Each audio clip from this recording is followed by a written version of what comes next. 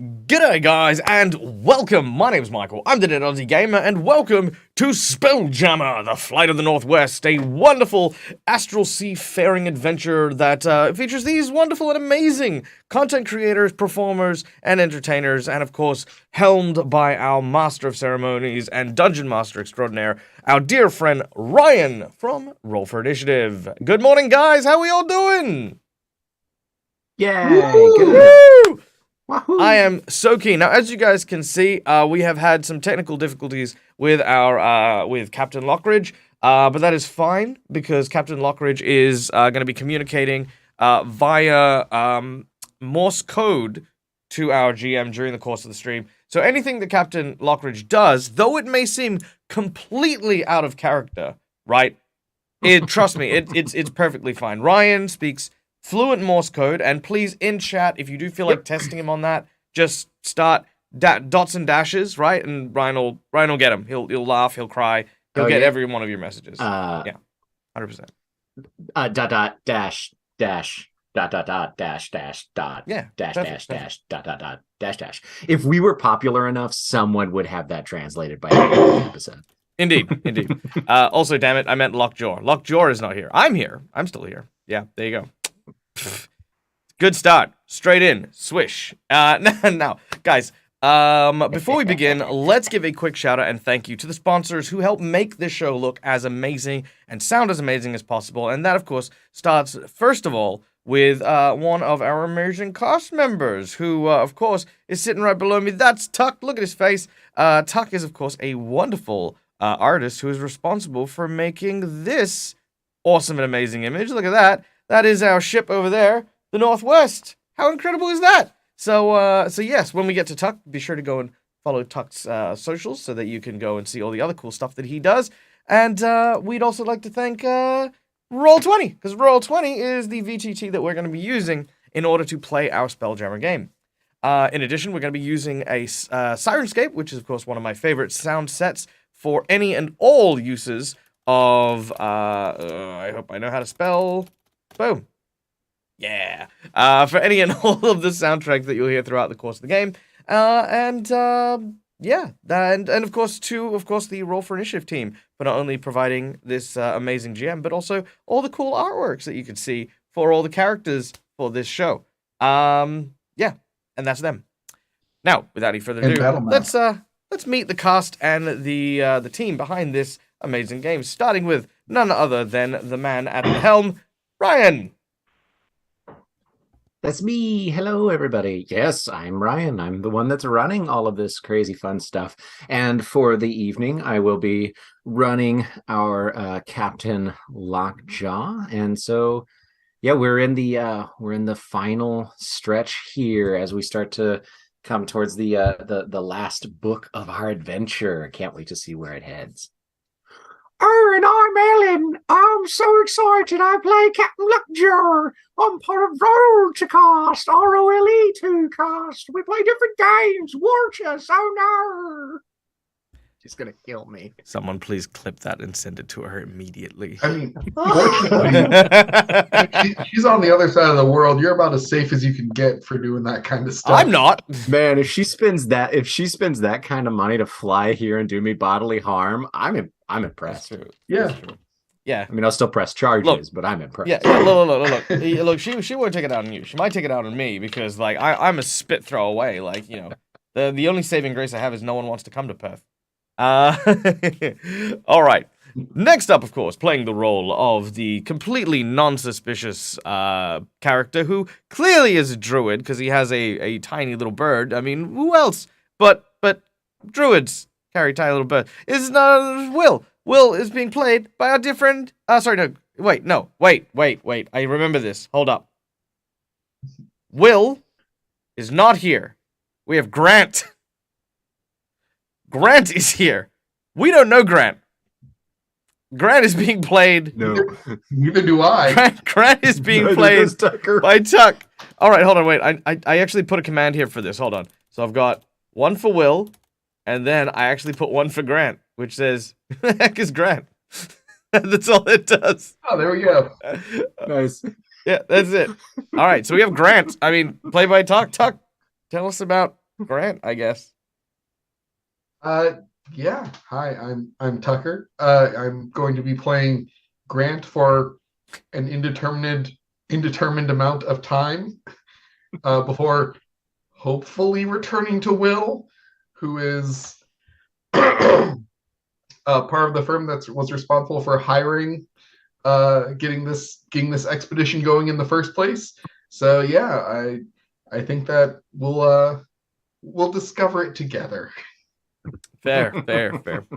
And next up, of course, playing the role of the ship's stalwart member, and of course, master of the beacons of hope, which is what I'm dubbing them now, is none other than our dear friend Nix, playing the role of Ruan. Hey, I'm Nix. I'm playing Ruin. No more promotions, and apparently I don't have a dad. So that's great. Yep, that's right. We play Spelljammer. And anyone who missed last episode is going to be so confused if they. I was in last just episode and I was confused. Who needs dads? I didn't have one. It's fine. Hasn't changed. Look, all Lockridge wants is a freaking sandwich. It was such a healthy and wonderful relationship too. He went out for goat's milk. He did. Just despite the D&D trope of the traumatic childhood. Well, don't worry. If you aren't following, we'll do a recap. But also, we were in the game and now we don't follow what's going on. So I mean, like, there you go. And hi, my name is Michael, Dead Aussie Gamer. I mean, I don't need to plug myself because you're here and this is where I am. So, you know. And I play the role of Lockridge, who is a GIF fighter, who is a retired soldier and current XO of the Northwest. I'm not playing a character who has no identity of themselves yet, and I have a perfectly reasonable family, and they're doing well. Yep. That's my story. Yep.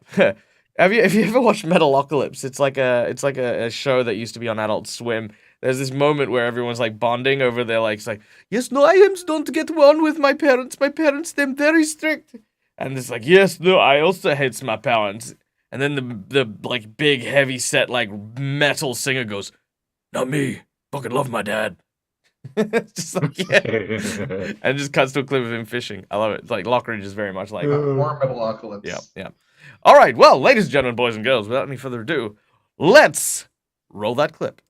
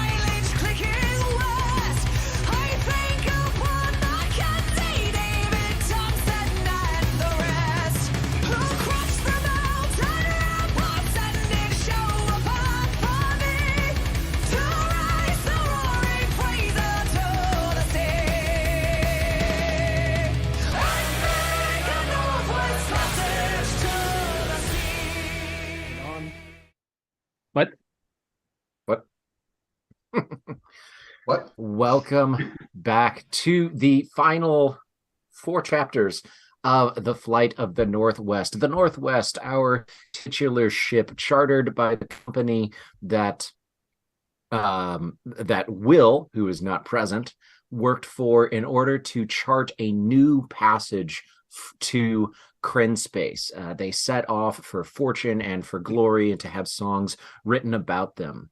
The very troublesome first month and a half, and they finally find themselves on the edge of the astral sea, only to be pursued by a great nebula whale, a leviathan, the likes of which has never been seen before. The captain being killed and devoured. The ship adrift, finally making its repairs and running away from the great beast. A new captain being installed with Captain Lockjaw. Things seem to finally be going okay, and the creation of an astral beacon, this astounding piece of magical and arcane technology that does something that shouldn't be possible. It creates a fixed space in the astral sea, truly a beacon that can be seen not in terms of miles or kilometers, but in terms of days and months. Ruin creating the very first one, powering it through his magical abilities, and unbeknownst to him, powering it to its highest level by giving over one of his memories, a deep and powerful, wonderful memory of his loving and supportive father, erased from his mind. While at the same time, after using an ability that he's used many, many times before, Will, tapping into something about who he is as a person, wakes up someone else. Grant. Grant's had to deal with this before. It's a very, very vivid dream, and Grant knows that as long as he gets through things and sort of just plays along and doesn't make a lot of trouble, he can finally go back to sleep. And when he wakes up, he'll be back home with his family, and this strange dream will be over. After making an offhanded comment about a beacon seeking into the water and everyone treating him very strangely because they weren't at sea, Grant runs to the deck of the ship to be greeted by an explosion of stars and nebula and colors, creatures, beasts, and wonders, the likes of which he'd never seen, never even knew existed. And we pick up there with Grant on the deck of the ship, looking above him as a pod of space dolphins and a giant space whale sail overhead, who knows how far away, and the screaming asteroid with a face barrels after them. Disappearing from sight, we find Grant standing on the deck of the ship, late into the third watch. No one else on the deck but him. Grant, what's going through your mind, and how do you kind of want to deal with one of the strangest dreams that you've ever had, and you can't seem to get out of it yet, despite having taken a short little nap? I think I'm going to make a quick wisdom save for Grant. Sure. I love That's self-imposed saves. That sounds awesome. Okay, 16. All right. So coming up on the deck and seeing all of this just spinning around him, Grant's gonna take a seat. So you just plop down on the deck of the ship? Yeah, sort of probably right against the railing of the steps, and just sort of with one arm on the railing and just to steady himself. And we'll just take a minute to breathe and take this in and make sure that this is really what he's seeing, and it's not going away, and it's just this is what's here. So after taking a bit to gather himself, he's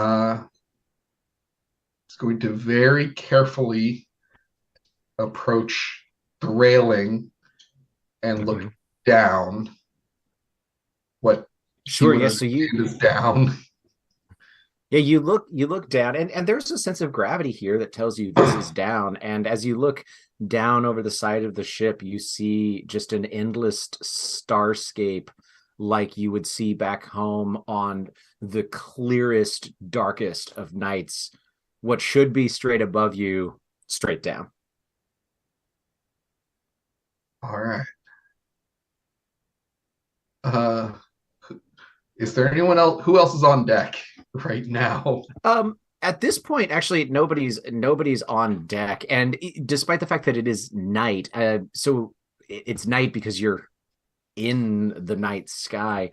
The deck is illuminated fairly brightly by this ring of magical plasma that surrounds the ship and seems to be what it is that propels it forward. There are no masts on this, though there are oars that come through from the below decks, and the oars are moving as if that's some part of the propulsion of this ship.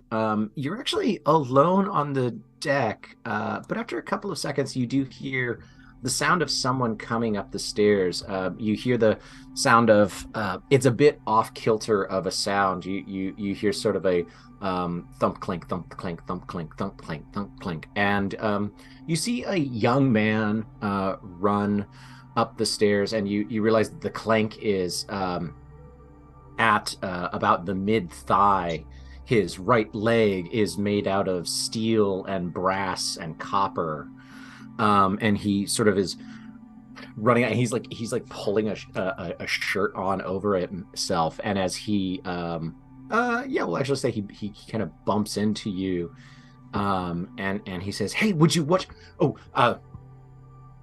I beg your pardon, sir. Just a quick trip to the head, but as you were." And he sort of runs past you, and he goes, and you see he runs up a set of stairs. He stands on top of you think it's called like it's called a deck of some kind from a trip you took on a vacation once, but he sort of is just standing up above, looking out, watching where the ship is going.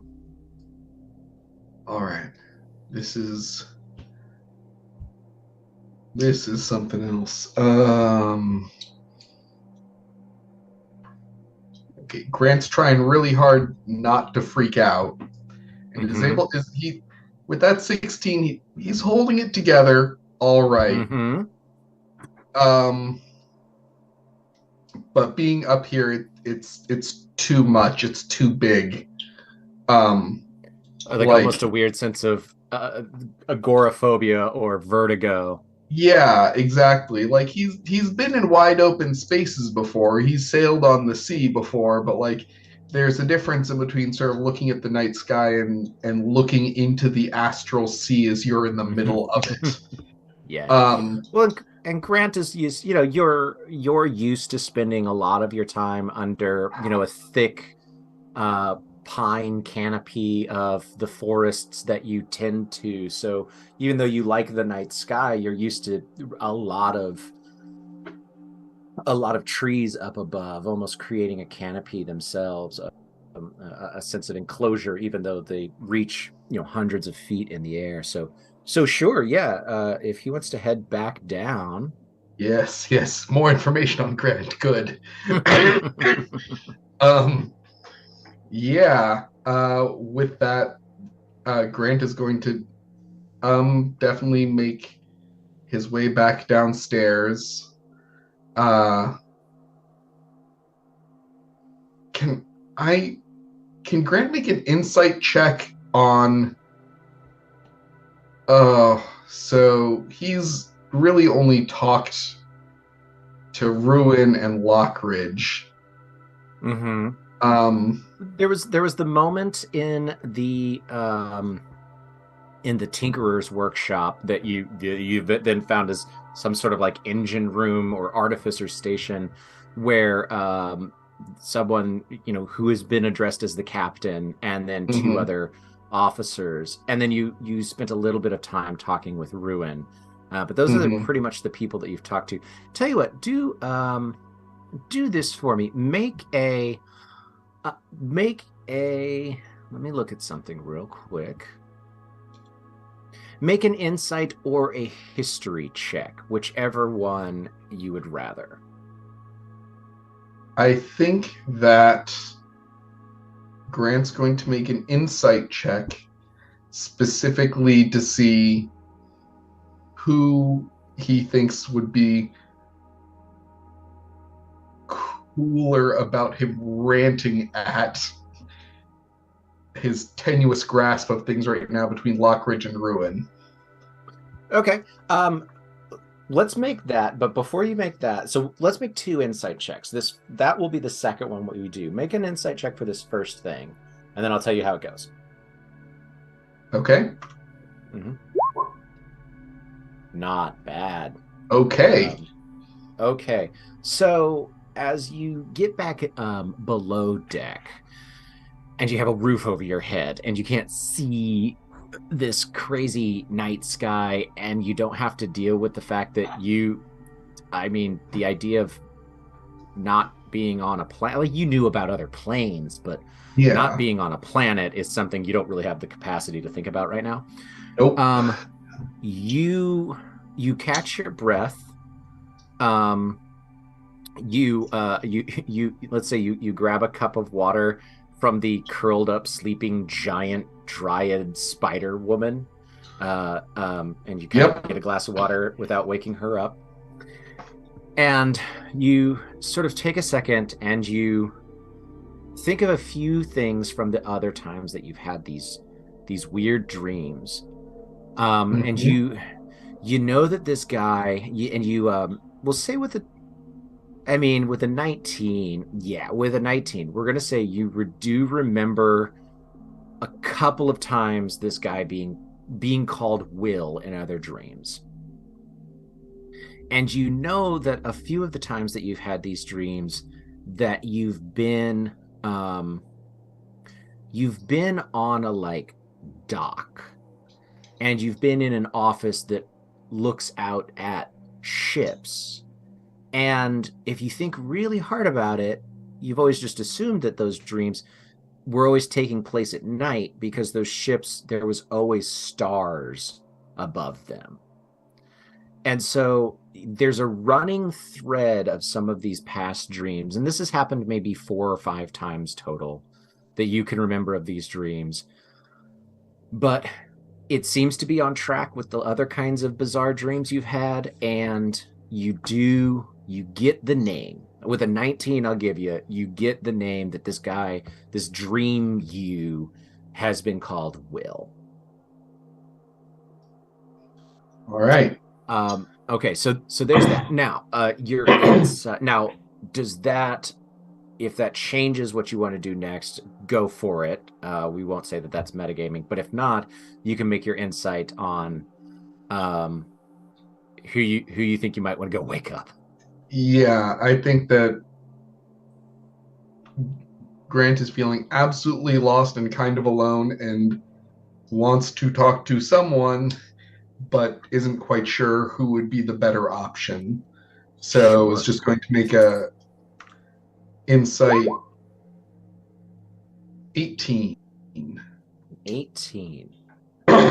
Okay. Here's how I'll answer that. When you were all in the room, Ruin pretty clearly asked if you were feeling okay and then sort of described what he had been working on. And then afterwards, when you went out into the galley, Ruin sat with you and had a bite to eat and chatted with you for a little while. And he might have come across as a little standoffish or terse, but he was friendly. The interaction that you had with the other giant hippopotamus person was he essentially said, "Are you okay? What's wrong with you?" And then dragged you to your bunk and said, "Go to bed until you feel better." So those are your 2 interactions. Yeah, I think that Grant is going to go to Ruin in that case. Okay. So I'm going to say this because we'll find out what happens. Well, you ran upstairs, and by coming back downstairs, it seems like most folks are asleep. You don't know where Ruin is.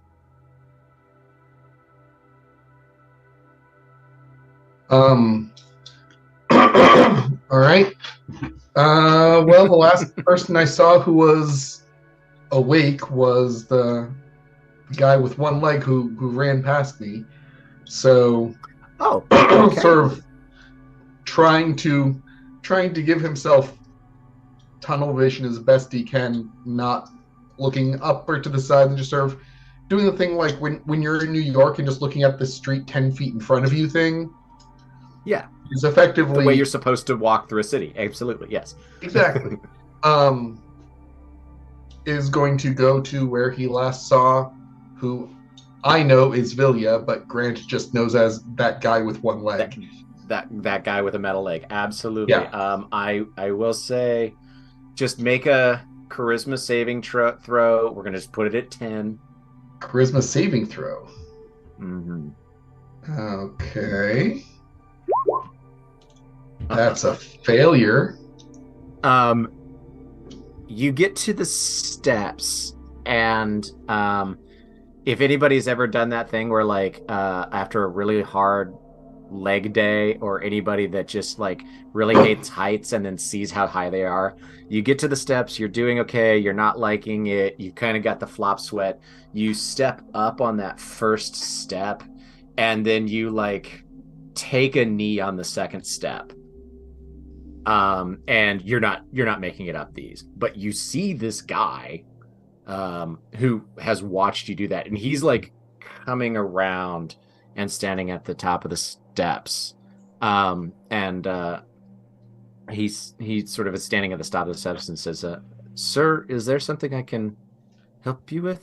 Or... Yeah. Where can I find Ruin? I came up, and then when I went right back down, I'm not sure where he got to. I believe he has the watch off. I mean, we're fairly thin these days, so I'm the only other person on, but he should be in the officer's quarters. Right, and that's second door on the left, was it? Third door on the left? The second I used to know the word for a door on a ship is something different. On the starboard side, second. Aye, sir. Right. Thank you. As you were, turns and heads back to You the. see him kind of like, he takes out like a notebook and like starts kind of writing something in it, shrugging to himself, and like puts it back away. All right. Yeah. You find your quarters. They are while they are small, there are 4 actual beds, not hammocks. And God, I so desperately canonically want to put Lockridge on a top bunk because that'd be hilarious. But and like a gnome or like we'll a say small, that like a halfling or something on the bottom bunk, and there's just this huge bow in the bottom of the bed, and the halfling's just like. Well, so that's part of Pig's technically, punishment. Technically, there are only 3 officers and the captain at this point. So we'll say that there's one of the bunks that has had the top bunk removed, and Lockridge, the large GIF, is sleeping on the bottom bunk, but he would be pressed against the top bunk if it was there. Then there's 2 others, and Ruin is sleeping on the. I don't know. You tell me, Nix. Is he a top bunk or a bottom bunk kind of guy? Probably a bottom bunk. Is he a big spoon or a little spoon? He's on the bottom bunk. Exactly. And we're switch spoon in this household. Okay, fair. Answering the real questions. Spork? Yes, we're sporking. That's the OnlyFans Northwest. Yes. You find so Ruin. Yeah. Will goes over, assuming Ruin's asleep. Wouldn't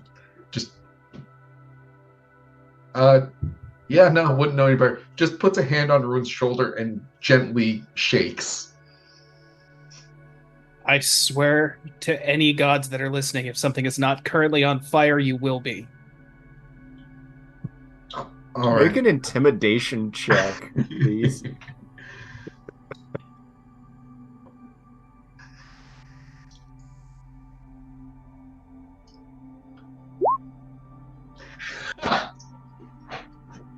So he does. That's exactly what he says. But he is half asleep. So fire, you be. All right. Ruin, I gotta talk to you. Could you come with me to your office or workshop or whatever, where the beacon was? Yeah, sure. Sure. I'll do that. Okay. Like groggy, sit up, whack my head on the bottom or top bunk. Of course. Just make my way to the workshop. Oh, hold on, pants. Hold on. Put on put on pants. All right. Okay. Okay. Yeah.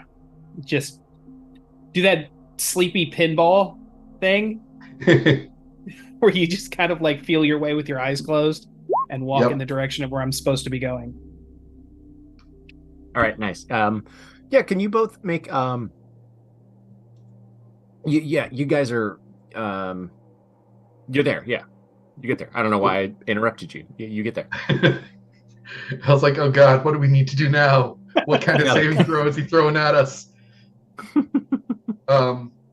Yeah. What? As soon as we are in the room, Grant shuts the door, not loudly but quickly, behind. All right.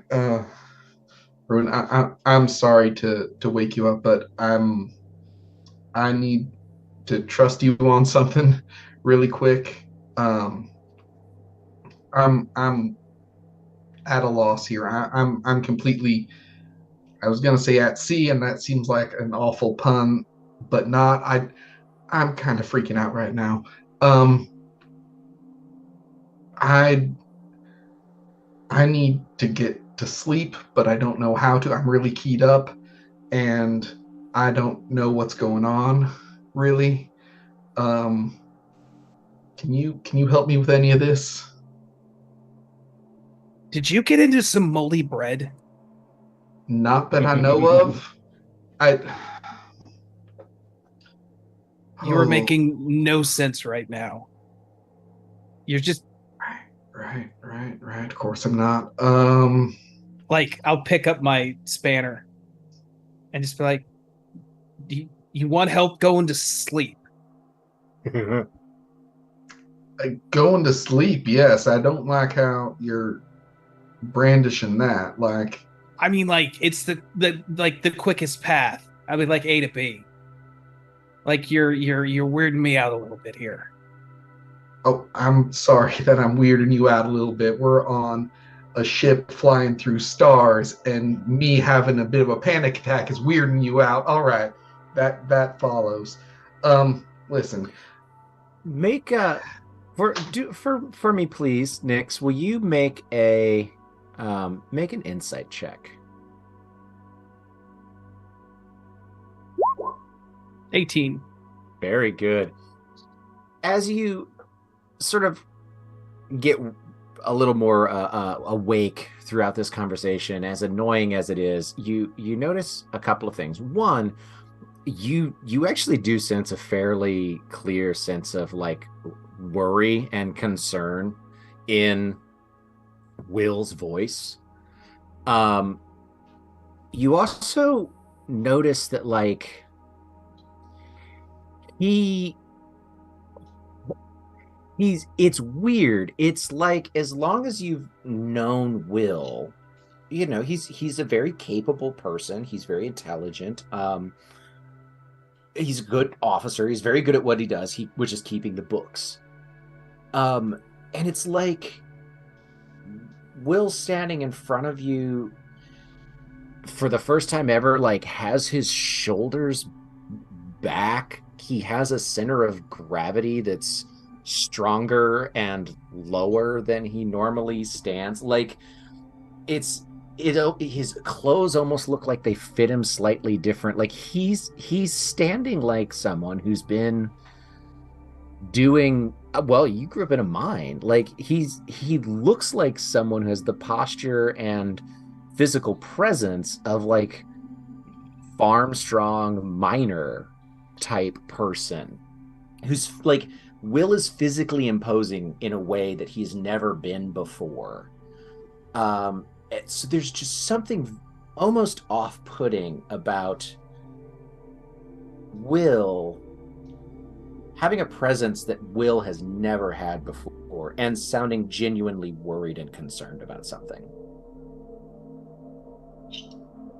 Look, okay, I get it. It's been a wild few days. Like, it can get to the best of us. I suggest you just hit your bunk, close your eyes, and just do your best to just forget about the weirdness as much as you can. Because it's probably going to get weirder as we go. So best to just kind of, learn to roll with it.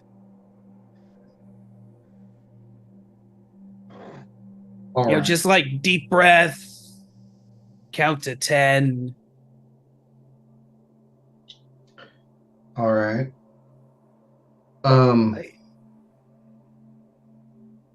Okay. Are you sure you didn't eat or drink anything? Like, your mannerisms are off. Like, should you see the ship healer for maybe they've got something? the the bug person, right? Now they came through earlier. I mean, don't get me wrong. Whatever they did felt amazing, but it was no, it didn't. It didn't fix things. All right. This is tried this before. It doesn't tend to work very often or very well, but listen, this all feels like a dream to me right now, and I just want to wake up. I just want to wake up and go back about my life, and I don't know if I can right now. And so going to sleep tends to help with that, but as I said, I don't know if I can. Um, is there, I don't know, like maybe a drink would help? Is there alcohol somewhere that I could have a drink? Maybe passing out would do it. Hold on, let me look around. I'll scramble through my workshop to see if I've got like a bottle of degreaser or something. Oh God. Nice. We'll say that you can do that. So you guys are sort of standing there in the doorway. You have been handed a bottle of maybe it's ether, maybe it's pot whiskey, maybe it's bathtub gin, maybe it's WD-40. Lockridge, what is your passive perception? More passive perception is an 11.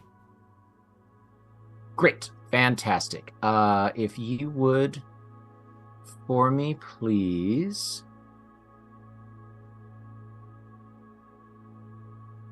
Go ahead and take 10 points of damage for me. Something like that. As you wake up to a stinging, burning sensation in your leg. Ah! You see something skitter and dart out the doorway. Ruin, as you hand the bottle of something to Will, over Will's shoulder, you see a large, semi-translucent, bluish-green, 8-legged figure skitter, crackling with plasma, and then phase out of existence. 20 feet later, phase back into existence, skitter halfway up the stairs, and then blink out of existence again. If we can all roll initiative.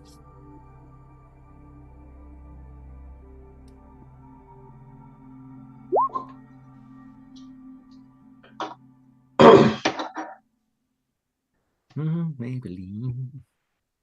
All right. Can I drag you? I think I can. Maybe I can drag you over. Nope. That's fine. All right. Now I need to click on me. Where am I? Yes. There we go. Will, you put yourself in there. How did you do that? I clicked on my token before I hit roll initiative. Oh, yep, that's how you do it. Yeah, Then. I can't see my token though. Oh, That will help. That would help if you could. Bloop.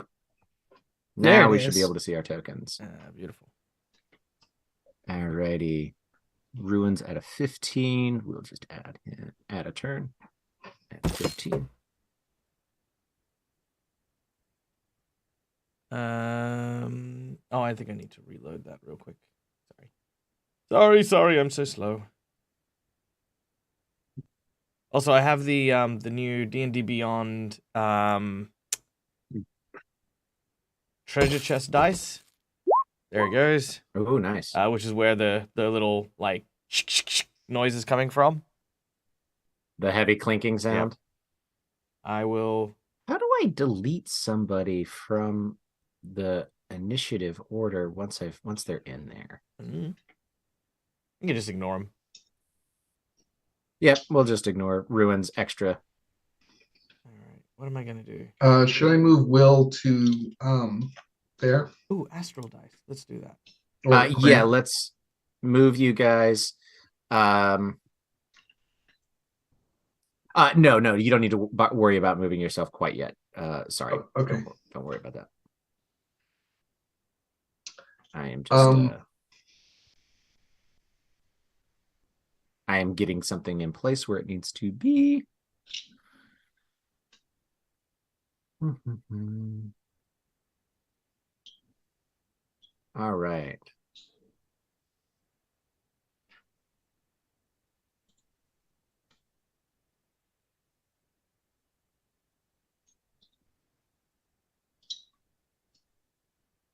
All right, so it looks like we are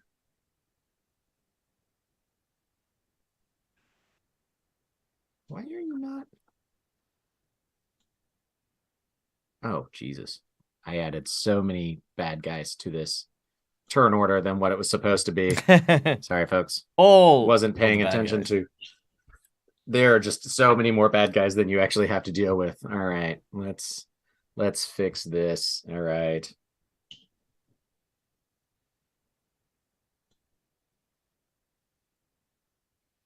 We're gonna close that.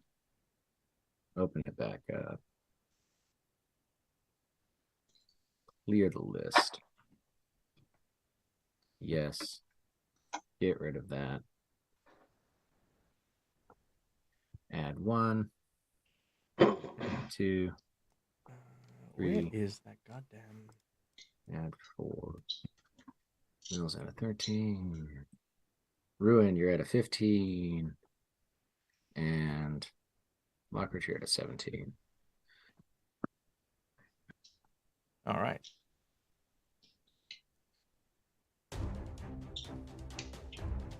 All right, so we find ourselves up on the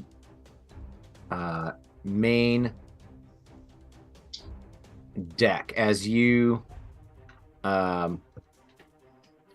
all, let's see. Well, Lockridge, are you planning on doing something other than pursuing the thing that has caused you damage? No. I am Lockridge is absolutely livid. I mean, even if it wasn't a beastie, someone woke him up from his nap. Hell no. Exactly. Hell no. So we will say that Lockridge, being a little bit closer and a little bit more motivated to do so, Lockridge, you are right at the top of the stairs.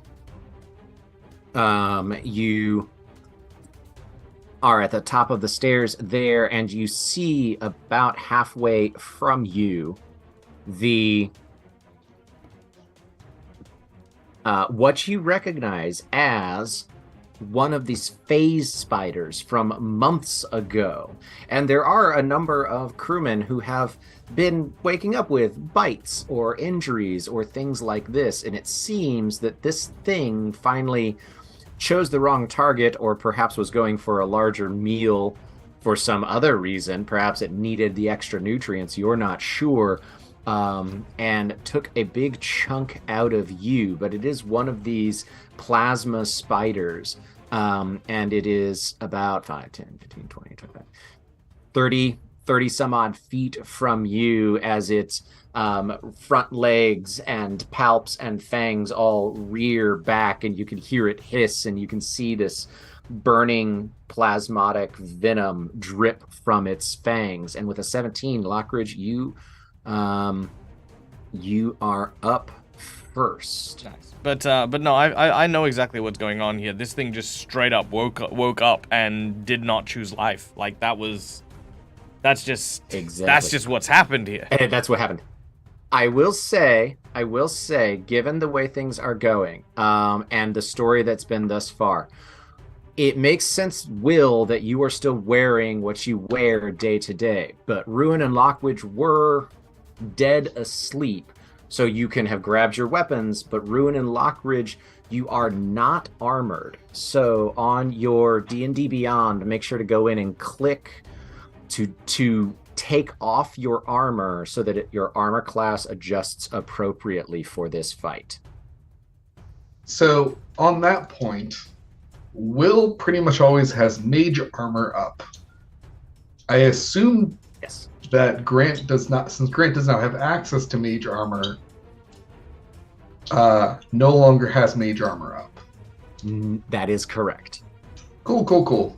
So Grant has the armor class and the equipment that is listed on that thing, and sort of as we talked about, Grant will find a reason to grab some different equipment, but you can narrate that story-wise, and we'll see if people pick up on it. Yeah. All right. Probably doesn't have the armor on though. Okay. Fair enough. Yeah. Lockridge his armor adjustment is now 15. Okay. You're up. Oh, it's me? Yep. Lockridge is at 17. You're up first. Ruin is on deck. All right. Lockridge comes up onto deck, seeing the skittering arachnid swear word. I am going to make this nice and easy. I'm going to use my blunderbuss. Now let me just check here. Okay. There we go. Okay. Now, do I get a second attack at this level? I don't. Not level 4. I do not believe No, so. that'd be much higher. All right. Here we go. Boom. That is a 17. Ooh. 17 will hit. Go ahead and roll damage. Damage. All right. Roll that Joe DiMaggio. Okay, so that is 13. With my Astral Spark, becomes a 15. Big oof. Okay. All right. And will we be action surging as usual, or well, it depends on how it looks. looks like a big shot spider. All right, well, that's gonna be a. It's not a big dead spider. Then it's gonna definitely be an action surge right here, and yeah, you shoot it, and it like clicks its mandibles menacingly and fixes its number of very beady eyes on you. All right, as it does, because I can reload as a free action, I'm just gonna flavor this as Lockridge looks at this thing, and he just stares at it. There's like kind of this scrunched up growl on his big hippopotamus face as he pulls out his gunpowder like pouch.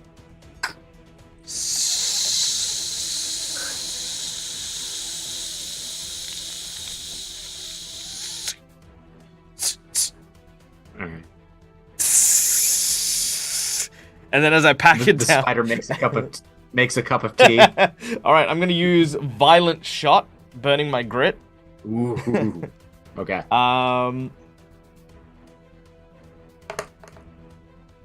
That is a 25 to hit his face.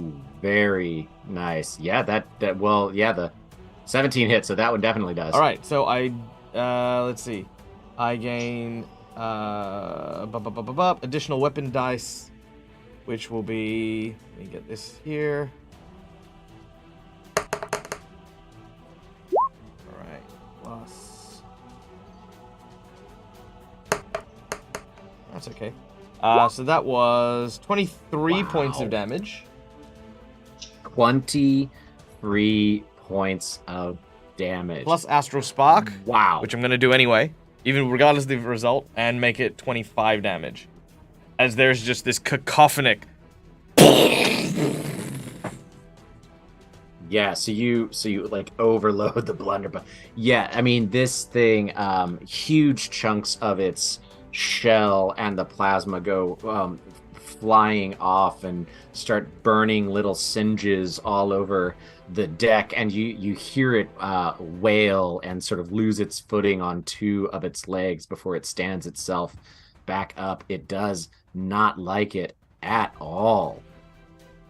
You do have movement. I do. No, I'm good. I'm just gonna chill. Maybe over here. Just just asking for a friend. Do the ship's cannons point inwards if you want them to? So like rule wise, they kind of can all point wherever they need them to. Firing the cannon towards the main body of the ship would do catastrophic damage to the ship. Fine. All right, I'm done. Ruin can fix it. Yeah, Ruin will fix it. With your movement, the spider takes a held action and a spray of this plasma awfulness. That's very difficult to see. Hold on a second. Just the spray of plasma webbing goes out across the deck, making this area in front of you guys sticky and flaming. It will act as difficult terrain, and upon entering it, looks like it'd probably be a little bit burny. Ruin, that takes us to you. Okay, so we've got a wall of webby fire. Yes. Can it be fired through? You don't see why not. I mean, you think so. Okay. So as I get to the top of the stairs and see the firebug take a couple of rounds, I'm going to cast Firebolt. Okay. Yep. We'll move you up to the top of the stairs there. Go ahead and cast that. To hit. That'll hit. Natural 20, 25 total. Natural 20. Yeah, go ahead. Roll that beautiful bean footage. Double the dice roll. Rolled a 7. All right, so that'll do.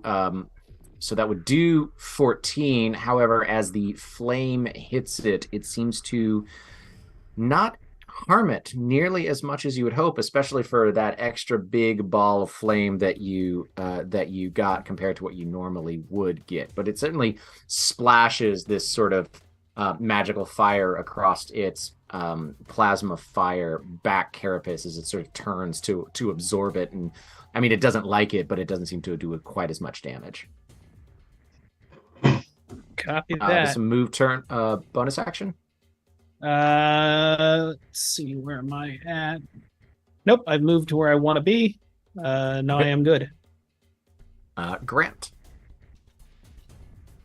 Okay. As we were all rushing upstairs, it looks like right next to Ruin's workshop, there's an armory type room.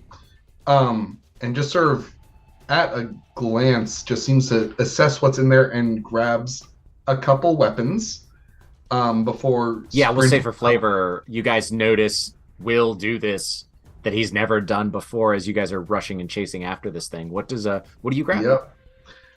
Grabs a short bow and a pair of hand axes. All right, so he runs in, grabs a bow and some hand axes. This guy that normally that is not what he uses. Nope. I don't think either of you have ever seen Will use a weapon before. Actually, and I don't. No, you haven't. You've usually done damage with armor or Agathis. I think the only Yeah. I think the only time I've ever seen Will fight was back on the dock. Yeah, in session zero. And when the spiders first showed up, but that was all. No, but that's all remember been during the spelled. spider thing, I jumped overboard. Oh yeah. Oh yeah, so you didn't. Actually Yeah, I haven't see actually it. seen. I've So, okay. never seen. I've never seen Will. So Fair yeah, enough. you grab these, and we'll say you guys do clock that. You rush up to the top of the stairs. You see this webbing. Yeah, and I guess Lockridge, especially as like a trained fighter, like as Will rounds the corner, you see a very quick assessment of the deck, which is seems practiced, and as walking up the steps, just very smoothly with perfect form, draws an arrow and is going to fire an arrow, and just gonna double check that I read something right before I say this. Oh, that's the wrong character sheet. Funny how that works. Do you still have I the know, link, right? Grant? Yeah. Gonna fire using sharpshooter. Okay.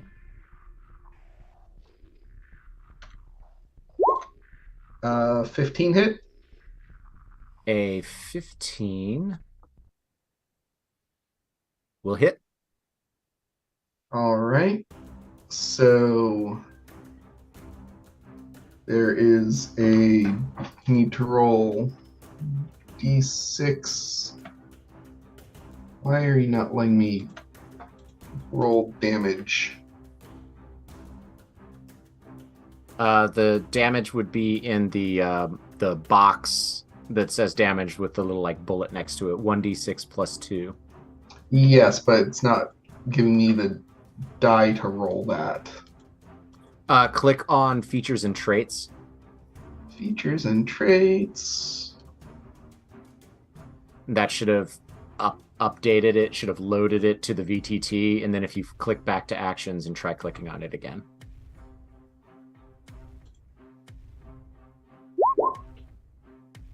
That's just... Well, I was gonna action surge anyway, so that could be my second attack if you're okay with that. Well, let's take care of the damage. All right. I mean, I can just roll it on. Do this. There we go. Okay, so base of 2 plus 12 for sharpshooter.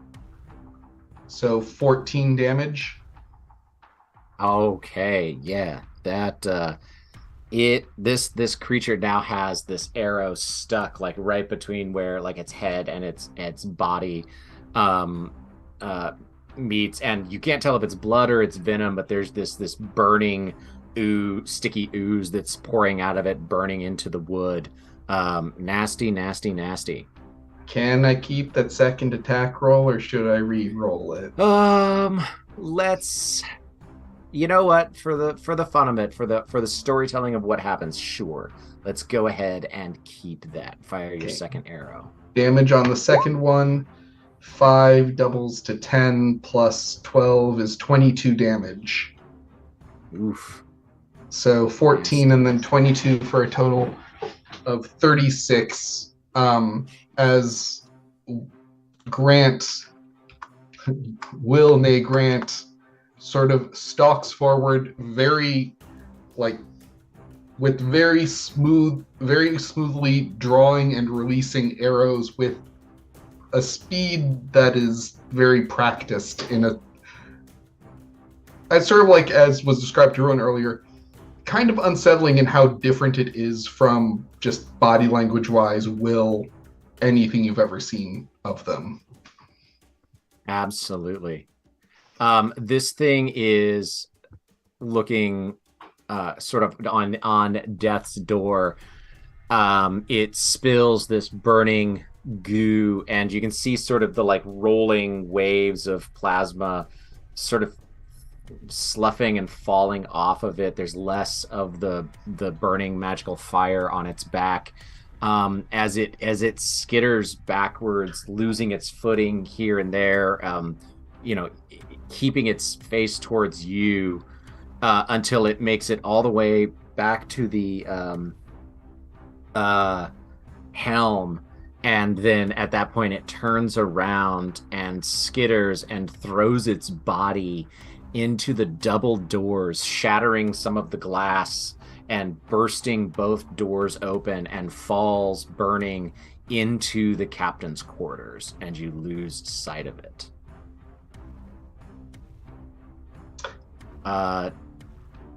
Lockridge, that takes us to you. It didn't attack. It used all of its movement to get the hell away from you. All right. So did it look like it's gone downstairs? No. It burst through the doors into the captain's quarters. Okay. So because it's a phase spider, I was just like wondering if it was like going that way or like. Well, you don't see it, so you don't know. Okay. But from the previous fight, you never saw it phase like through a solid surface. Okay. Yeah, I'm gonna... Wait, so if it bursts through the door, can I still see it through the door? No. Okay. No, none of you have eyes on the spider right now. But from the previous fight, it would phase and bamf around the battlefield, but it never like phased from the top deck to the lower deck. Okay. You don't think it can phase like through the ground. Okay. So I'm going to use my first action to move to here through the flaming webs. Sweet. Make a dexterity save for me, please. All right. Here we go. Dex save! That is a 15. Okay, so you will take half of 3. So actually, here's a quick question for you, just Michael logic here. Would I be able to, like, if I were to move through it, does that clear any of the fire out? So if I were to use myself as like a body shield for Ruin and Will, this stuff like sticks to the in place. Okay. But you take 1 point of fire damage as it burns as you barrel through. All right. As that happens, you watch as Lockridge emerges from the fire. He kind of like peers over his shoulder and just goes. And I'm gonna use my second wind to like blow out some fire. And I heal 7 hit points. Nice. Lockridge, so I still can't see the creature from here? No. 10, 20, 30. I'm going to use my action to then just move again and call it a day. Okay. Right there. Sounds good. Ruin, that takes us to you. So there's no path through the fire. It just kind of like closes behind. Yeah, because it's kind of coming from this sticky web that has stuck to the ground. So it's not like he stomps it out as it goes or anything like that. But he seemed to go through it just fine. Yeah. I'm gonna cast jump on myself and see if I can launch myself over the fire. Okay. What height does it take you to? You touch a creature's jump distance is tripled. Okay. Let's see how far. So I mean, how far does an average human jump vertically? What is the vertical jump of a human in D&D? Launch myself through the air bubble. Absolutely. So you can jump 3 feet plus 1 foot times your modifier of your strength vertically. I mean, so yeah, I'm going to say that you totally clear that and will take no damage. Make a dex check for me, please. Because you cast jump, you didn't cast land. I I love it though. That's awesome. That is a 15. Okay, yeah, you land on the other side of it. You sort of roll. You pop up. You go parkour, and you take no extra damage. Superhero pose. And we'll say that you have all of your forward movement range from where you are standing now. Then I will use all of my movement and get as fast as I can towards the captain's quarters. Alrighty. That should get you just on the other side of the wheel. You got a 30-foot range? Yes. You should. Yes. All right. There's your action. Action and movement. Will. Mm-hmm. All right. Well, hunting beasties, that's something that Grant understands. Just sprint straight through. I assume dex save? Yep. Make a dex save for me, please. 11. 11. I will need you to take a 5 points, as quite a bit of it kind of gets stuck on your pants and everything as you go. All right. Quick question. Is my hit point Yes. maximum different? Is your hit points? Your hit point max is 34, Okay, which Cool. I do believe is different. it is. I can change that. It's all right. I can adjust that for you. There you go. You're updated. Woo. Nice. Okay.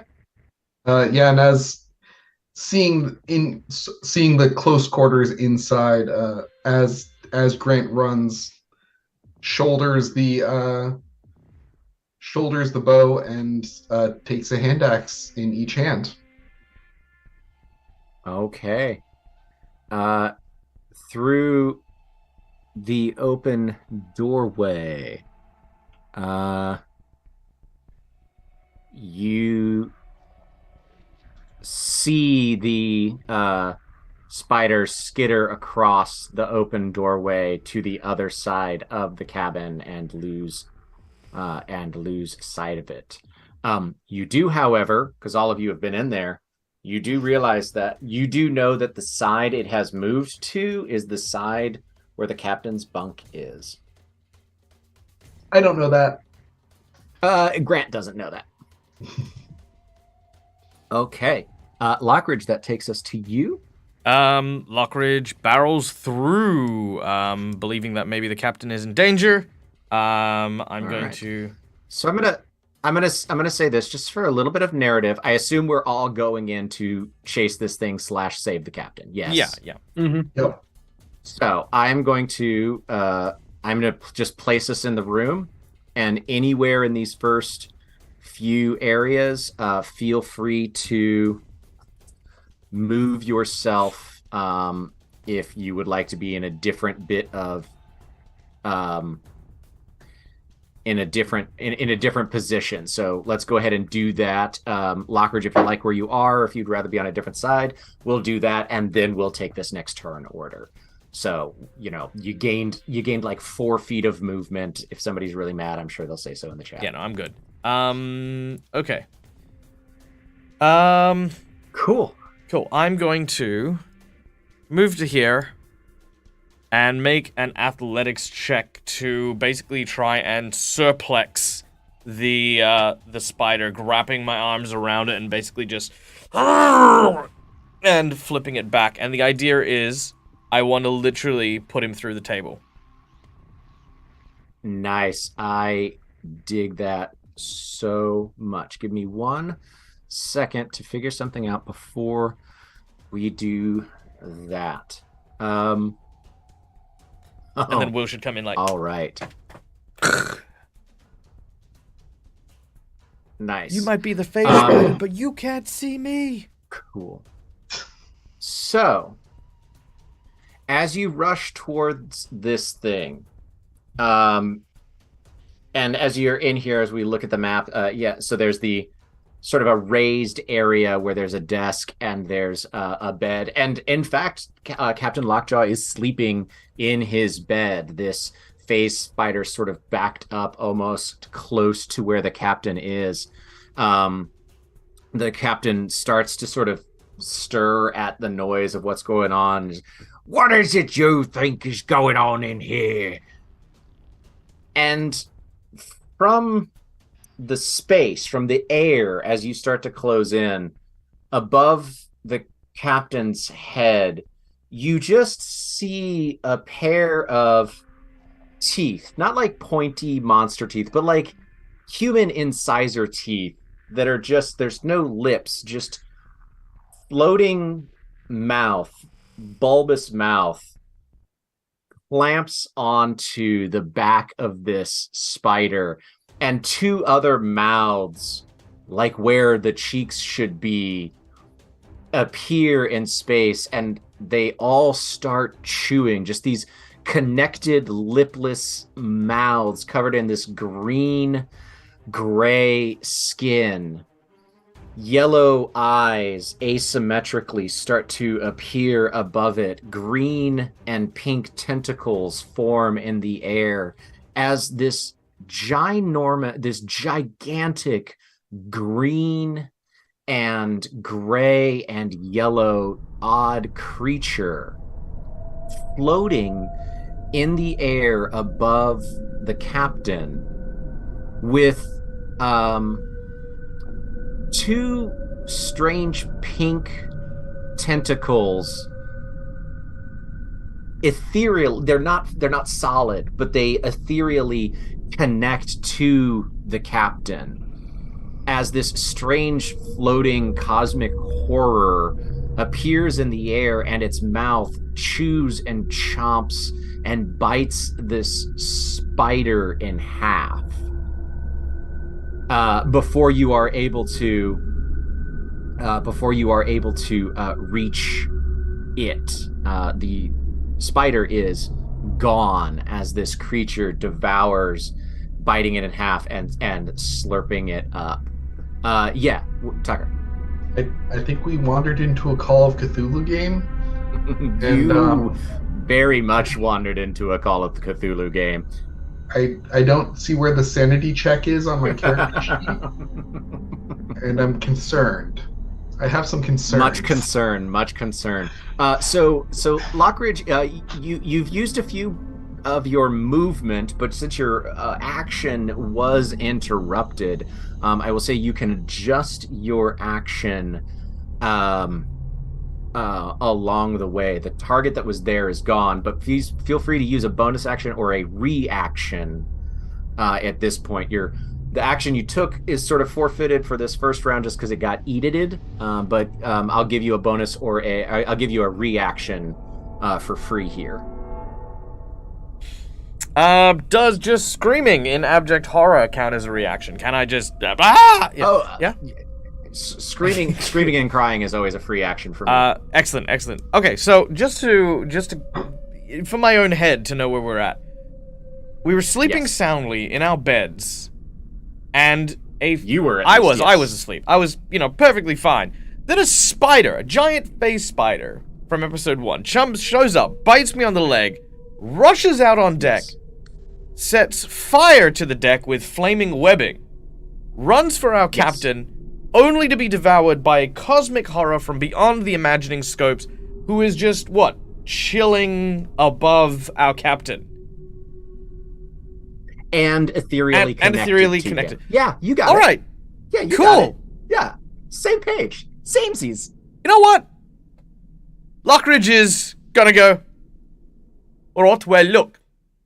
I'll get paid for many things, alright, but one of them is definitely not dealing with whatever the hell's going on here, Captain, alright? You enjoy yourself, and you and your lovely friend. I'm terribly sorry for interrupting, okay? And, it's almost like you're walking in on your parents in an intimate moment. Lockridge is gonna leave. I am out of here. You take your movement. That's great. Hell no. That's fantastic. Just nope. I'm sorry. There's just all sorts of things happening here that I did not want to be a part of. Alright, I have a gun. I You give me something to shoot, I'm Of helpful. all the- Alright? of all the things I expected, that was not one of them. Oh, lovely. Ruin, that takes us to you. Ellen's gonna have some feelings if we all just quietly leave and close the door behind us. Oh, true. Is this thing seem solid in any way?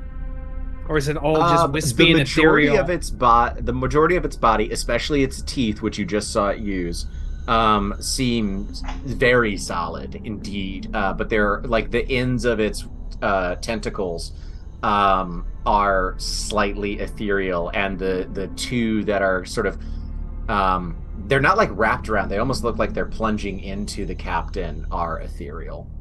Oh, F this. We've already had one captain get eaten. If a second one gets eaten, they might put me in charge. And I am going to cast Catapult, and something 5 pounds within range is going to get hurled at this thing's face. And it needs to make a...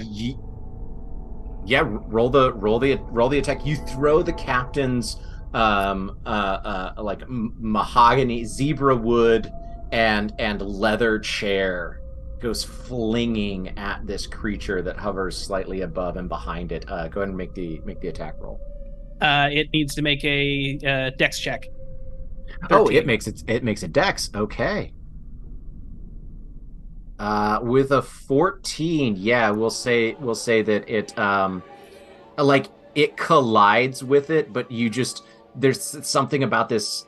It's solid, but there's something about this thing's anatomy that you don't understand, that it's just kind of, it doesn't react. Like what you hit didn't bother it. Okay, so or does it take? When the object says on a failed save, the object strikes the target and stops moving. When the object strikes something, the object and what it strikes each take 3d8 bludgeoning damage. On a failed check. Oh, but on a pass check. Oh, there's no half damage. Yeah, it says on a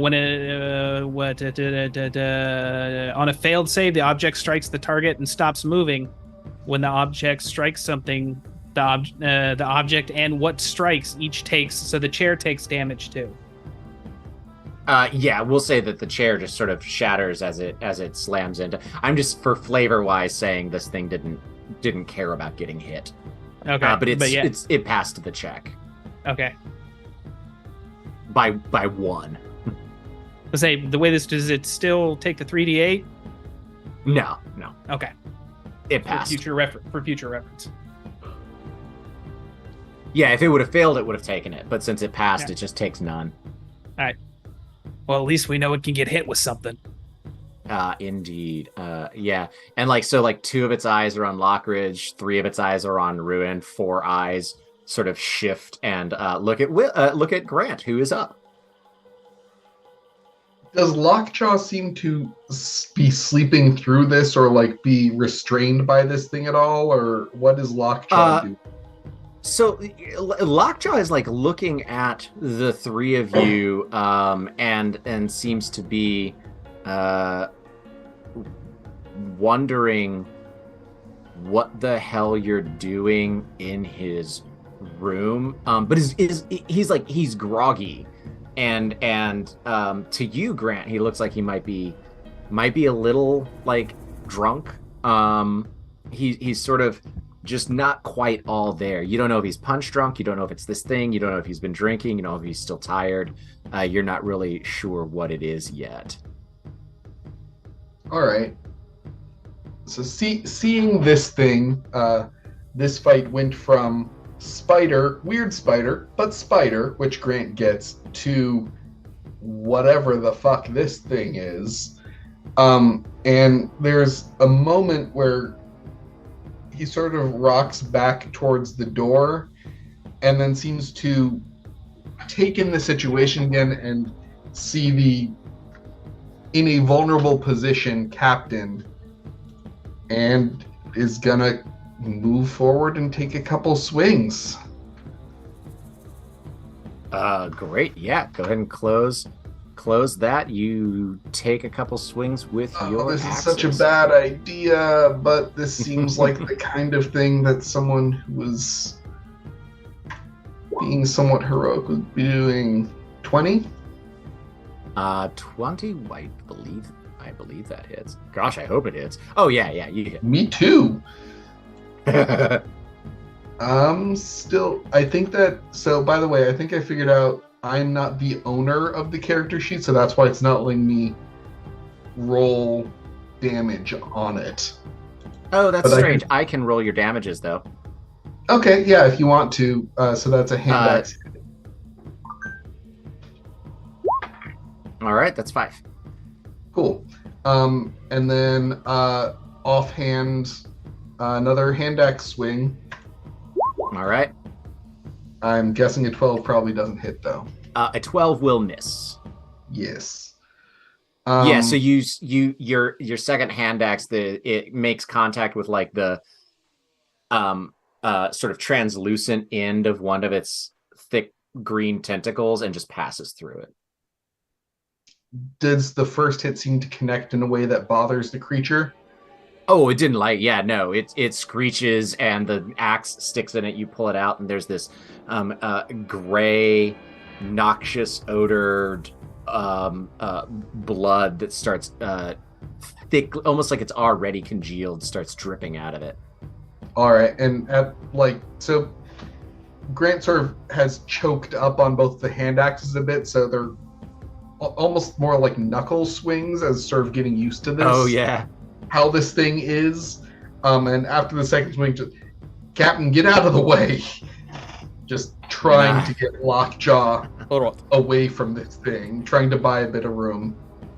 Okay. Could I just take a quick moment here? Right, I just want to point out, alright, we live in space on a ship where the person who prepares our food is a half woman, half spider. I think assuming that because it's got multiple eyes and lots of little tendrils and stuff like that, that it happens to be evil and just randomly attack it without asking questions is a little presumptuous and could get us in a lot of trouble if we have just interrupted intimacy with the captain, who didn't seem particularly perturbed about this creature, but mostly about the spot. Just saying, okay? Will would absolutely agree with you. Will would agree with you. That's true. Well, fun enough, it is Lockjaw's turn, and Lockjaw turns to you and says, don't you know a man who's getting his rocks up? No, he doesn't. No. I told you. No, actually, so Lockjaw turns. All three of you, please make a perception check. Oh, actually. 15, 18, and 21. Absolutely fantastic. So this is actually great. So Grant and Lockridge, it certainly seems to you like the captain is ignoring this creature as Captain turns to talk to Lockridge. Ruin, the captain is not aware of this creature. Where you're standing, you can see the captain's eye line. The captain's looking through this thing. The captain doesn't feel it. The captain doesn't know that this thing is there, despite the fact that you guys can all see it, and Will just chopped into it. The captain turns and says, "Well, Lockridge, I always figured that you'd go too far one of these days and we'd have to throw you overboard for it. But I'll be damned if I figured it'd be cowardice that sends you out of these quarters." Wait, what? What bucket to call down? That takes us. That takes us to the creature. So, the creature, having just been hit, will... Actually, hold on. Let's look at this. How is he doing this? Yes. The creature will, having just been hit, wrap one of its tentacles around Grant, or at least will try to. That's a 19 and a 19. Oh, yeah, that hits. That hits. So the thing's tentacles wrap, and the tentacles are covered in like barbs and suckers, and you're bracing for the feeling of like constriction and ripping of flesh. And instead, what you feel is shards of pain spike into your mind as you take 12 points of psychic damage. Ow. Okay. And it will use one of its legendary actions Oh, shit. to focus all of its eyes on the largest thing in the room, Lockridge. Lockridge, I need you to please make a wisdom saving throw. That entirely depends on what I roll now, isn't it? Okay, I'd like to make the roll too, but I guess we'll see. That's a 14. With a 14, you feel shards of, it's cold ice and needles and stinging pain. As you take 23 points of psychic damage into the base of your skull and mind as all of its eyes focus on you. And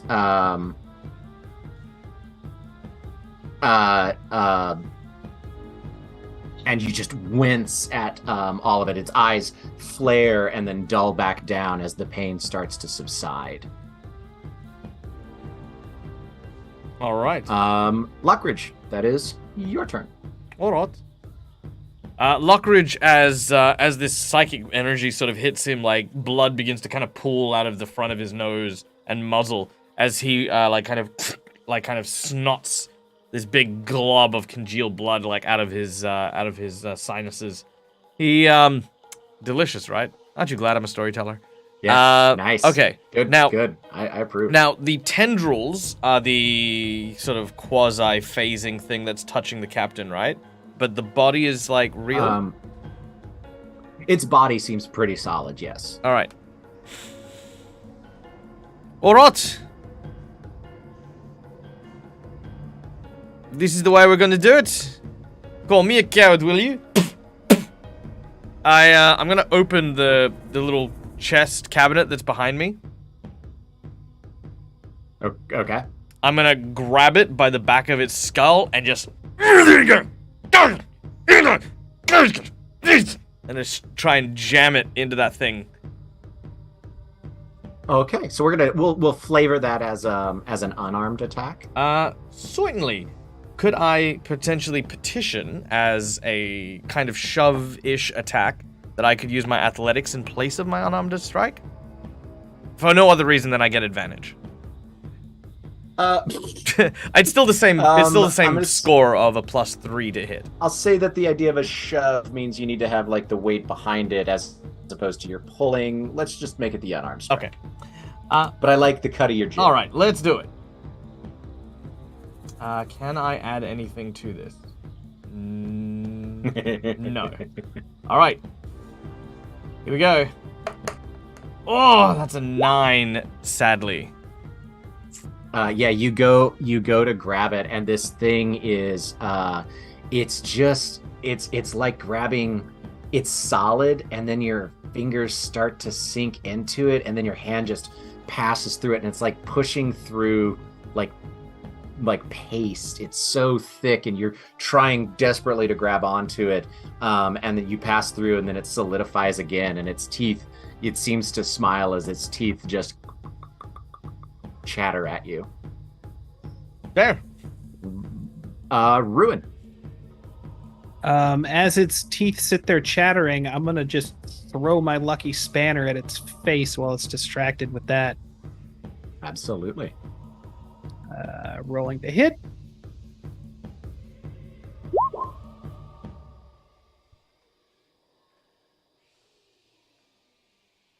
Real. My lucky Six. spanner. Yeah, it just it smashes into the wall just to the left of the captain, and Captain uh uh uh looks at it and looks at you and goes, "Ah, et tu, ruin, et tu."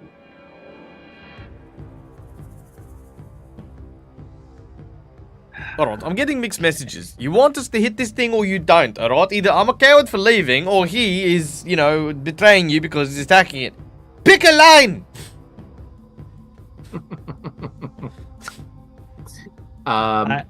Any movement, Ruin? I will just move up a couple to get closer. And your curse- spanner flies back to your hand. yeah, and then just prepare for what's coming next. Alrighty. Grant. I will clench. Oh, sorry. Go ahead. I was just saying, I will clench. Clinch. Grant. The only one to land a hit on it so far. Am I grappled or No, it restrained, wrapped its or- tentacles. You feel that in your mind, and then its tentacles sort of just phase through, and All then right. become corporeal again. Cool. Oh boy. Well, to start, I think that Grant's gonna just sort of take a breath to steady himself, and second wind, heal for 9. Nice. That's a little healthier. Okay. And seeing Lockridge bleeding out of his face, just swings a hand over and tags him on the chest and is going to cast Cure Wounds. With no rolls, Will has never done this type of magic before. This isn't the God, no. style of magic Will has. Again, I've never seen Will do anything. Nice. So that gets 7 more. Yep, 7 Okay. back to Lockridge. Thank you. 7 back to Lockridge. I got you. I got it taken care of. Okay. Bonus action. Bonus action was second wind, What's second one? Okay. and just looks any- over at Lockridge as wounds close up. Says, "All right, we'll get this." Okay. With that, it is we move to Lockjaw, and Lockjaw looks at you, Grant, and says, "Well, Mr. Will, it looks like somebody's finally found their spine." And that will be Lockjaw's turn. That takes us to the creature.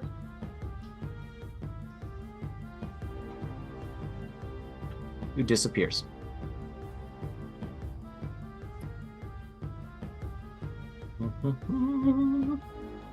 One moment, please.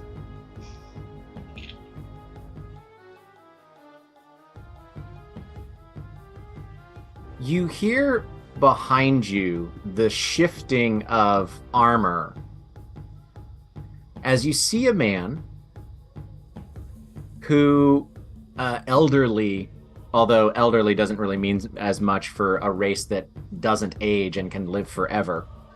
But you see an elderly from the time that they have spent outside of the Astral Sea, Githyanki. Elderly Githyank man. Armed and armored. Who stands with his arms crossed. And sort of twirls a coin in one hand and speaks. Do any of you speak Githyank? Oh, Who speaks something, and you see Lockjaw shrivel not like physically like a rape, but like when like a child who has been chastised by a parent and it matters. You see Lockjaw just shrink and lean against the side of the wall. He'd been standing on his bed, leans against the back of the wall, and just, are you okay, Tucker? Yep, no, my chair just made a noise and shifted in a way I wasn't expecting. You're good. Okay. He slides down his wall and hugs his knees and replies in Gith Yank as well. And as he's replying, you see the almost in one action, the man flips the coin up in the air, and as everybody's eyes just instinctually sort of dart to the coin, from inside of his coat, he throws a dagger. And Captain Lockjaw is killed. sorry, not he doesn't throw a dagger. He produces a flintlock pistol. Oh, that's better. And it blows a hole in the side of the wall, the side of the hall, inches away from the captain's shoulder. And the captain just flinches and hugs himself tighter. Lockridge is gonna thump that dude. He drops the pistol and draws a rapier, which will take us to the top of Lockridge's turn. So yeah, Lockridge, you close. Yeah, Grant is so confused. I'm gonna close, and I'm going to disarm his rapier. Okay, so a disarming attack. Yes. Is that an attack on your end or a save on mine? Good question. I'm not Googling things because it's quicker. That's fine. While you Google that, you guys notice as he draws his rapier, it sheds a cool blue moonlight that fills the room. And as you get closer to him, Lockridge, he wears a chainmail vest and a chainmail shirt and like pants that give off the smell of like burning wood and smoke, and the chain itself lightly sends wafts of smoke into the air around him. All right. It is a strength or dex check of the choice. Of my choice? Yeah. No, player choice. But okay. So yeah. And it is opposed. So Okay. I'm gonna go with a dex check and try to use finesse to try and disarm this individual. Nice. Oh, that's a 10. You've got a 10 against his opposed. I mean, we'll see what it is. That would be a natural 20. So yep. As you go, I'm gonna say this on a natural 20. As you go to do that, he just spins the rapier around your hand a couple of times and like whaps you on the wrist, and you take 1 point of damage. He wasn't hurting you; he was telling you to stop. Yeah, no, Lockridge is a big blunt instrument. He's attacking the captain. He receives the message that this guy is tougher than he gave him credit for. But that just means Lockridge is doubling down. Not now though. But Sweet. Yeah. Oh, that's all I've got. Ruin. Watching all of this happen, can I just? I'm going to hold my ground. Can I just? All right, what in the hells is going on? And can I ready a spell? Ooh, Like a hold a spell just in yes. case. Yeah, what spell are you holding? I am gonna thunder wave the shit out of this entire room. Okay. You have that ready to absolutely make a persuasion check. I should wear my glasses while I do this. There it is. That is a That's 12. good enough. All I needed was a 10. You say that this arcane power sort of crystallizes but doesn't form all the way in your hand. You say, what the hell is it that's going on? And in common, this Gith Yank says, just look at this, drunk, sallow, disappointed. And you hear Lockjaw whimper, Papa, please. Papa, please, not here. For your lovely lovely roll on that. That's what you get out of there. You have that ready to go whenever you want to say so. Just chime in. But Grant, that'll take us to you. Grant is so confused. Like on so many levels. Like more levels than I think he thought he could be confused. That's fair. I think instinctually just takes a step down, interposing himself between the captain who he had one brief positive interaction with and then one very confusing negative interaction with. And the person who just shot at the captain, who the captain's referring to as Papa. I think that sort of interpose himself there with a hand still loosely holding one of the hand axes held up in kind of a hold gesture towards what he doesn't know is a Githyanki, but I guess is a Githyanki on the other side of the room.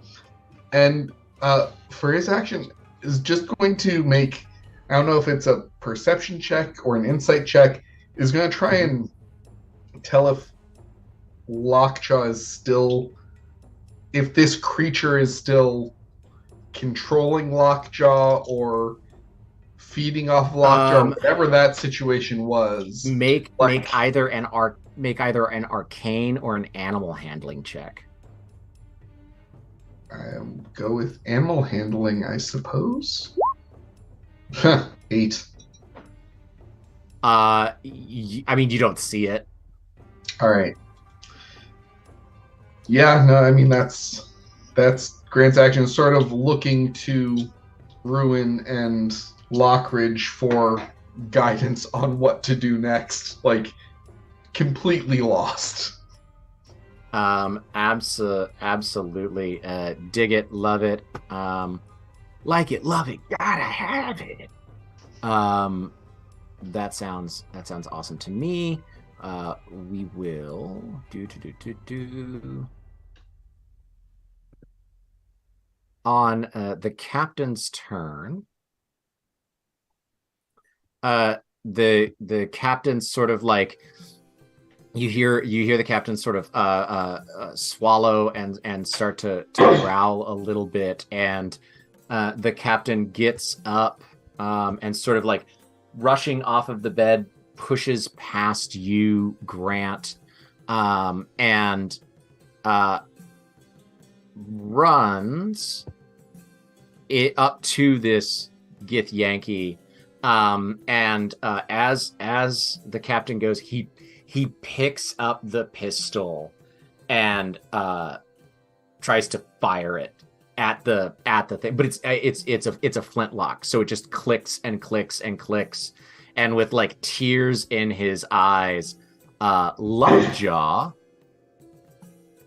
will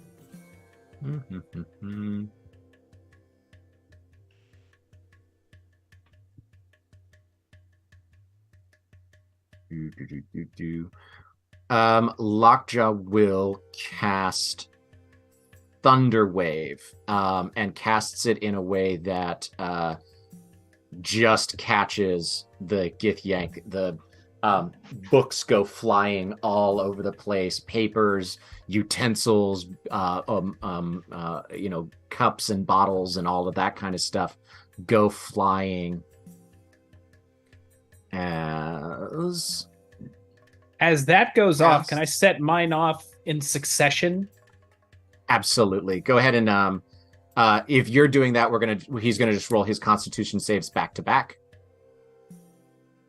So the first one for the captains, he fails, and the second one for yours, I'm gonna say a 4 fails. I'm guessing. So 8 takes 11 points of damage from the captain's thunder wave and takes 9 points of damage. So for 20 points of damage as this thunder wave just slams into this tall, armored, well armored, like wealthy, the kind of things this guy is wearing. As it slams into him and is shoved into the back cabin wall and just slams into the bookcase, sending books flying even more and cracking into the wood of the bookcase. That is the captain's turn.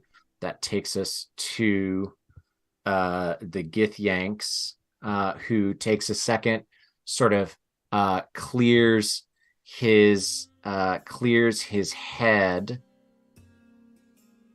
and steps forward.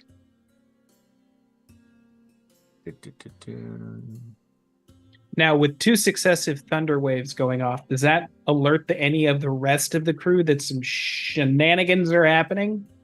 I mean, it's loud as all hell. You guys are in the captain's quarters, so you have no way of knowing what's going on below deck, but it was very, very loud, yes. Okay. The creature takes a couple steps forward, pulls the rapier back to attack the captain with a 13, I believe. Yep, manages to just kind of perforate the captain.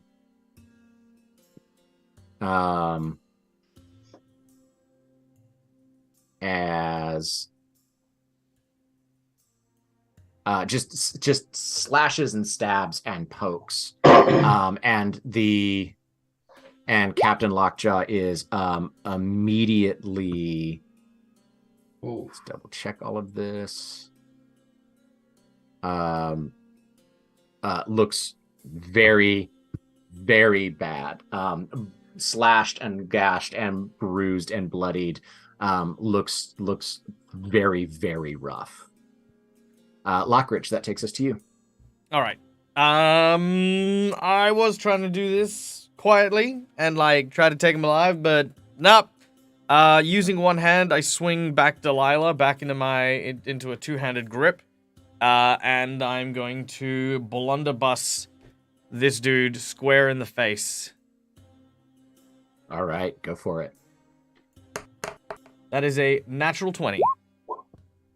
Oh my god, this is not going to go well for him, I don't think.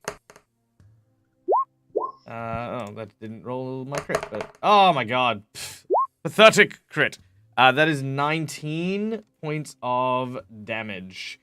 As that swings. Do you get to pump anything else into it? I do not. I've pumped everything into that spider from earlier. So I'm just gonna swing that up, and as I do, I'm just gonna kind of it's kind of like I'm. It doesn't help that much. And by the way, you know how firearms work and stuff. But as he swings it, he's gonna try and use that curved momentum to just launch that buckshot just in that direction as he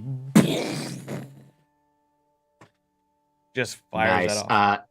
Both this Gith and Lockjaw look equally on death's door.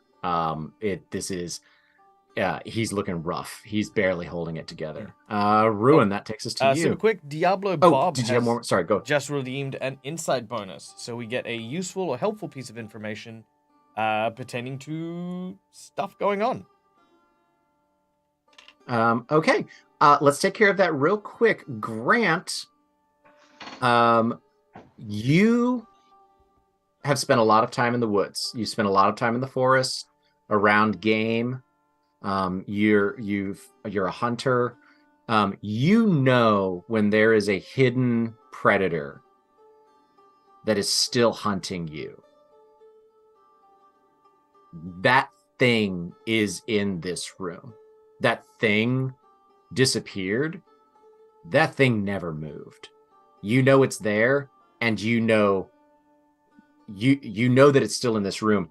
You know it's still right behind you. It never moved when it turned invisible. Okay. Now mechanically, just so we all know, you can attack an invisible creature, you just have disadvantage on the attack. Yep. So that is there we go. You way to who donated that, because that was some clutch information to get in this moment. Ruin, this Githyank is on death's door. What would you like to do? I am gonna crack off a firebolt. Nice. Go for it. 12. 12 points of damage? No, 12 to hit. Oh, 12 to hit. 12 will not hit. As he is sort of doubled over, he sees the incantation and he just sort of slides to the side, and it bursts against the wall behind him.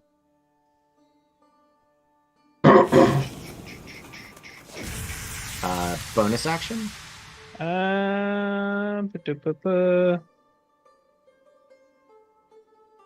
Nothing major that I can do. All right. I will just hold my ground. Okay. All right. So, Grant, you know where the thing is. You also see how rough that Githyank creature is. Up to you. All right. Grant, I mean, everyone's focused away from Grant, so they don't really see, but there's a definite freeze, sort of slight glance behind it. All right, guys, that thing's still here. We're not out of this yet. And is going. You heard Lockjaw call this Githyanki dad, and even not. He's gonna cast Entangle, hitting the Githyanki. Okay. So that's a Okay. strength saving throw. A strength saving throw. I believe so. Let me double check really quick. Entangle is a strength saving throw. 14. That beats it. Okay. So, yeah, these vines try to wrap up and grab onto it, but just sort of the vines slide off of how slick it is in its own blood, and it is not entangled. So the area sort of starting at the Githyanki and sort of that corner of the captain's quarters is difficult terrain now, but they are not restrained or anything. And Will is going to turn their back to the Githyanki and back away. The thing might take a swing at him, but he's going to take a step away from where he knows the creature is. Okay. Nothing happens as you walk away. All right. That takes us to Lockjaw, and Lockjaw grabs.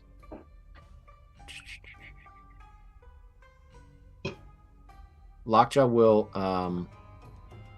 grab their scimitar and take a swing at the Githyanki. Misses. Just the wounds that the that the captain has are too much for him, and the Githyanki just sort of evades it, and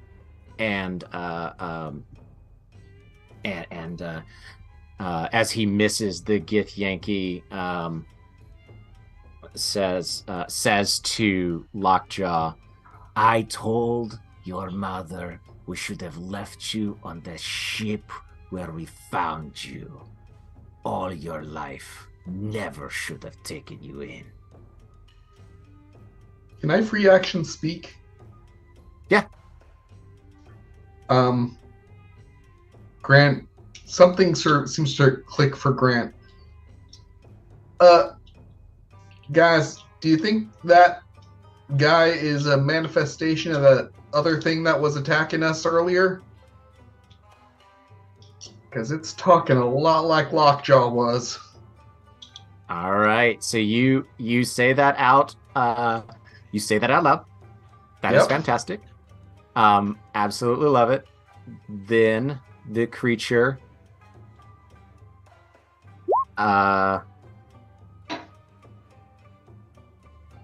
looks at you, Grant, looks at Will, looks at the person who just spoke, and you see just the slightest bit of smile on its lips as it pulls the rapier back and plunges it straight into the captain's heart, and the blade comes out the other side. Lockjaw is dying.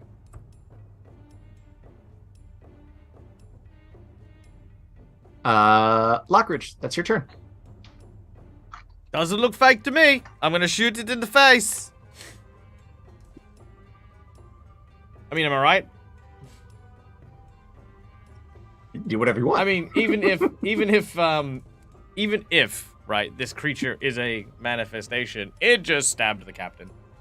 Yeah, no, that's legit. All right, that is a 23 to hit this guy. That hits. That is 15 points of explosion damage. You unload, and as the buckshot hits this thing, it just, in wisp and smoke, it is gone. But not in blood and guts and chunks of flesh. It's just gone in a wisp of bluish or greenish gray smoke. Lockridge, you glance down and do see that Lockjaw sort of opens an eye and looks at where that Githyank was, and sort of smiles and closes his eyes, but is breathing. All right. And just seems to be taking a second to rest on the floor, and you all hear a screech, otherworldly, discordant, multiple vocal cords scream and screech coming from the area just above the bed where the captain was, where this creature had been, as it sort of bursts into visibility again for a second with its arms flailing, and it hits the ground, and it seems to be coming in and out of corporeal nature. Wounds that you delivered to the Githyanki, you see those same wounds on this creature, as it gurgles and burbles and and just collapses and dies on the floor. At which point, we will say, at which point, Lockridge, you sit up straight in your bed and grab at your leg, and there's nothing there. And Ruin, you glance over, Ruin is on the bottom bunk. You glance over, and Will, who has been acting strange but seems to have finally gotten to sleep, is in the top bunk. You're in a cold sweat and you don't know if this is just one of those, if this was just a fever dream from all of things that's been happening. You don't know if this is just a weird PTSD dream from the wars, but everything seems to be as it should be. And I'm going to sort of sunset this a little bit as just slightly before Lockridge, the sunset, to make sure that he is awake. Sure. Lockridge is going to take a small dagger from out of his boot and stab himself in the leg. Yeah, take 1 point of damage, and it hurts. Okay. Cool. Carry on. Yep. As Lockridge does that, and sort of settles back in, even if you can't necessarily, you'll try to fall asleep, or at least rest until the watch comes along. You're there. 2 things happen. 1, Grant, as you fade off to sleep, this horrible dream, knowing you'll wake back up with your family, you hear a voice in your head, a voice you've never heard before, as it says, "Oh my. Oh, this has just gotten so incredibly interesting, hasn't it, my little Will?" Or, "Oh, no, that's not you, is it? I think it would be so much more fun if you stay you and aren't him for just a little longer. But go to sleep, my little boy." As you drift off to sleep. Because you need sleep. What the players do not see is floating, invisible, much smaller than the ones Lockjaw faced in his dream, is a tiny little eldritch fear with its invisible, incorporeal tendrils feeding off of all 3 of them as they toss and turn, having nightmares of their own. But that's where we'll pick up next week on the Flight of the Northwest. Woo! All right. Good job, guys. Spoopy stuff. You took care of that Gith well more than I thought you were going to. I expected him to have you a little bit longer. Good job with that guy. I thought he was legitimately Lockjaw's dad, and I was like, I don't want to be the guy to kill your dad. I feel like that's a family thing, and so I tried to disarm him. But when he smacked me, I was like, you know what? No. Yeah. Oh gosh, I had no idea that you would take it that way when I narrated it that way. Look, I'm a simple man. Yeah, I feel like after that shared nightmare, we'll save ourselves some time next episode. After that shared nightmare, I feel like everybody does have a little bit that they might want to be able to talk to the captain about. But we'll find out, and luckily Ellen will be able to let you know exactly what the captain has to say. She'll be joining us next time. All righty. Well, thank you very much, everybody, for joining us. What a lovely audience. You guys were great in the chat. I got caught reading some conversations that were going. That was so fantastic.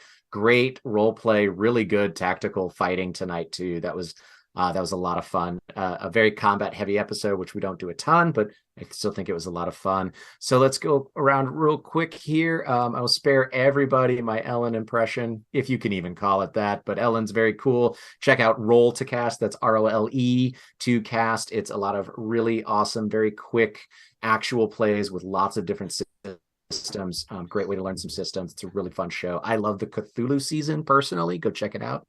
And under that, we have our very own Nix, who plays Ruin. Nix, where can we find you? What you got going on? Hey, I'm Nix. At least for the time being, I'm mostly on Twitter, MC_etching, predominantly independent artist doing glass etching. You can find my shop in the links. And then I stream 3 days a week here on Twitch at Punkle Nix, doing just friend chat streams and whatnot. And I'm just generally out and about on the internet being a silly person.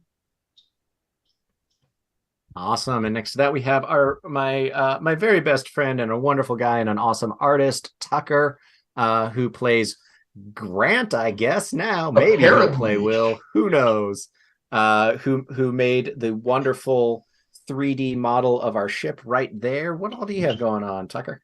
Not a whole lot right now. I'm working on a couple commissions right now for 3D modeling. If you want to contact me, I'm at shadowcast.creations@gmail.com if you have any questions about commission work. Otherwise, I'm on Instagram at shadowcast_creations. And theoretically, I'm on Twitter, although I don't think I've actually used it much, and I'm not sure if I will going forward at Shadowcast3DM.